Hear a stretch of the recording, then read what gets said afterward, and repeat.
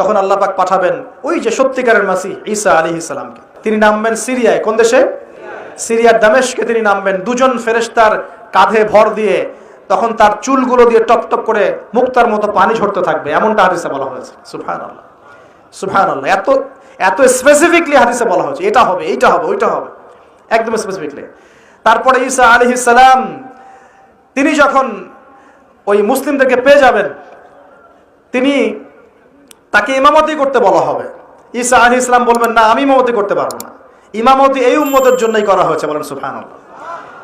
আমাদের ইমাম ইমামতি করবেন, তিনি পিছনে মুক্তাদি হবেন, একজন নবী মুক্তাদি হবেন, আর ইমাম ইমামতি করবে। চিন্তা করতে পারেন?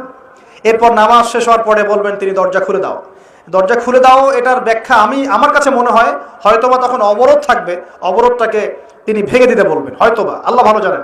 কারণ দরজা খুলে দেওয়া এর ব্যাখ্যা কি হতে পারে? কিসের দরজা খুলে দাও? কিসের বাঁধন খুলে দাও? নিশ্চয় একটা বাঁধনে মুসলিমদেরকে বেঁধে ফেলা হবে। তিনি ওটার বিরুদ্ধে মুসলিমদেরকে ঝাঁপিয়ে পড়তে বলবেন। তখন দাজ্জালের সাথে তার দেখা হবে। কোন দাজ্জাল? সত্যিকারের দাজ্জালের সাথে ঈসা আলাইহিস সালামের দেখা হবে।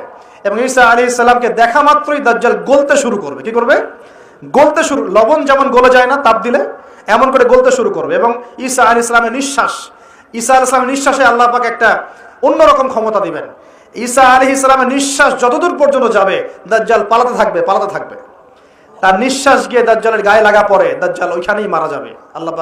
আল্লাহ পাক এই শুধু তাকে নয়, তার সমস্ত অনুসারীদেরকে আল্লাহ পাক সেখানে মেরে ফেলবেন ইনশাআল্লাহ। মুসলিমদের হাতে। কার হাতে?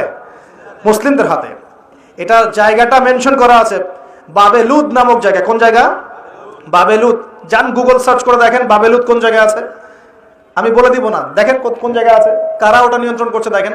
ওইখানে দাজ্জাল মারা যাবে। মানে সত্যিকারের মাসিহের হাতে মিথ্যা মাসিহ মারা যাবে ইনশাআল্লাহ। ঠিক আছে? এবং তার অনুসারীদের পতন হবে। এরপরে ঈসা আলাইহিস সালাম এই ক্ষমতাটা দখল করবেন এবং সারা বিশ্বে তিনি শান্তি শৃঙ্খলা কায়েম করবেন। একজন ন্যায়পরায়ণ শাসক হবেন ইনশাআল্লাহ তাআলা। এবং তিনি নতুন কোনো শরীয়ত নিয়ে আসবেন না, উম্মতে মুহাম্মাদের শরীয়ত কায়েম থাকবে ইনশাআল্লাহ। এরপরে 40 বছর তিনি রাজত্ব করবেন। কত বছর? 40 বছর।